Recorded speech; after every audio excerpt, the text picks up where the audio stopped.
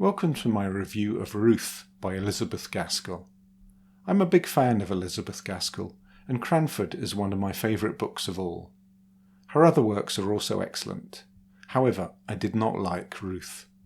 Mrs. Gaskell was married to a minister, and may have felt it her duty to write a morality tale, a kind of Pilgrim's Progress for her age.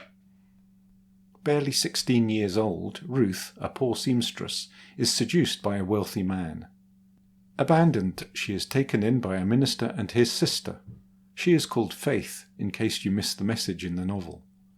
Ruth has sinned, even though she was the one wronged, so she must suffer, and she must be glad at her suffering. Allusions to Bible stories, Protestant morality, and praying form much of the first half of the novel. Lots of praying.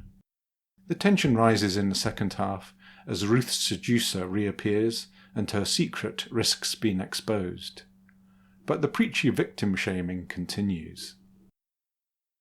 Mrs. Gaskell seems keen to point out the unfairness of this grim morality for young women. But still Ruth must suffer for her sin.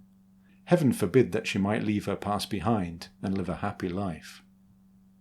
The final 4 hours of the novel are moving and dramatic, but for me don't justify the incessant preaching. I've loved Mary Barton, Cranford and North and South, but I've not got to Wives and Daughters yet. I cannot recommend Ruth. It's tied up with a morality which is deeply unpleasant. We must be thankful that we do not live in Victorian England. I listened to the version on Audible narrated by Eve Matheson, who I didn't think was right for this novel.